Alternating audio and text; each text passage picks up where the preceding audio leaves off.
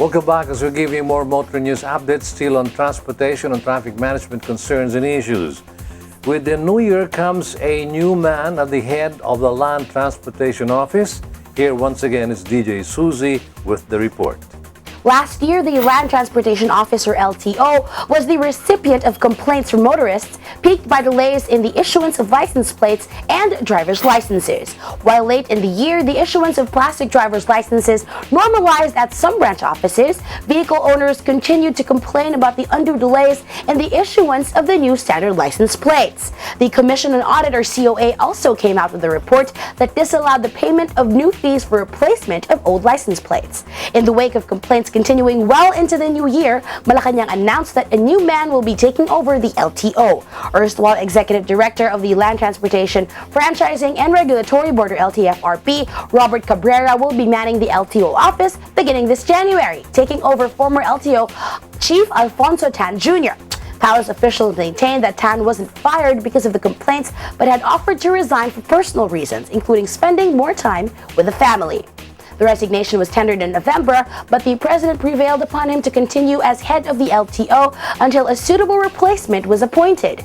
Tan was appointed LTO chief in September of 2011. The LTFRB was one of the brighter spots among government agencies last year.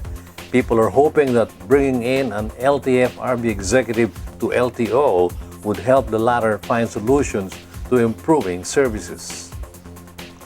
Continuing, here's something that is quite funny, if not just sad.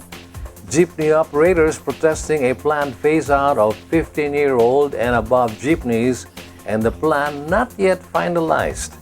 Here again is Jelly Angeles with the details. The first week of January saw a group of jeepney operators, the pagkakaisa ng mga samahan ng mga tsuper at operators nationwide, or Piston, holding a protest in front of the Land Transportation Office in Quezon City against government plans to phase out jeepneys that are 15 years old and above. The group also is to drive to the Department of Transportation and Communications, or DOTC office, to hold a similar protest. Piston spokesman again trotted out the argument that the phase-out was anti-poor and would affect the livelihood of more than 100,000 drivers and operators. The protest was held after transport officials aired its mass transport modernization plan that included, among other things, ridding the streets of old, dilapidated, and smoke-belching passenger jeepneys. Back in December, another transport operators group, the Alliance of Concerned Transport Operators, held what it called a transport holiday to protest the planned phase-out that they feared would begin in 2016. Soon after, the Land Transportation Franchising and Regulatory Board immediately allayed the jeepney drivers and operators' fears about the 2016 phase-out, explaining that while there is a draft memorandum circular on a phase-out, this has not been finalized and that consultations would be held with stakeholders on the matter. There are many people out there who believe jeepneys, old or new, should be phased out as they are not economical, not environment friendly, and not safe, especially with the kind of drivers plying the streets these days.